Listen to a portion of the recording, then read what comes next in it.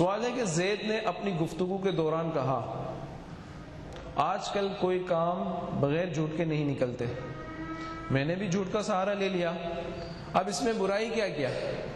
معاذ اللہ، اس نے کہا جھوٹ کے بغیر تو کوئی کام ہوتے ہی نہیں ہے، میں نے بھی تو جھوٹ کا سہارا لیا، اس میں کیا برا کیا؟ اعوذ باللہ من الشیطان الرجیم، لا حول ولا قوۃ الا باللہ العلی العظیم۔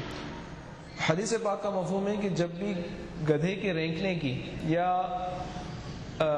کتے کے بھونکنے کی آواز آئے تو تعوذ پڑھ لینا چاہیے، اعوذ باللہ من الشیطان الرجیم، اور لا حول شریف پڑھ لینا چاہیے، لا حول ولا قوۃ الا باللہ العلی العظیم، ادائے سنت کی نیت سے پڑھ لیجئے۔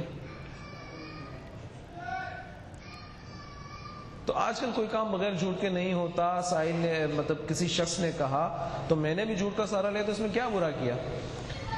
تو جواب اس کا یہ ہے کہ جھوٹ گناہ کبیرہ ہے، گناہ کبیرہ ہے، اور جھوٹ بولنا بھی حرام ہے۔ اور اعتقاد اس نے یہ رکھا کہ میں نے جھوٹ بولا تو کیا برا کیا، یعنی جھوٹ کو اس نے حرام کام کو ہلکا جانا، جھوٹ کو جھوٹ نہیں مطلب گناہ نہیں جانا، جھوٹ حرام ہے۔ اگر جھوٹ بولنے کو جائز سمجھتا ہے، جیسا کہ مذکورہ جملے سے پتہ چل رہا ہے، تو اس نے کیا کہا کہ اس میں برائی ہی کیا ہے، تو یہ جھوٹ کو جائز سمجھنا ہے، اور یہ کیا ہے؟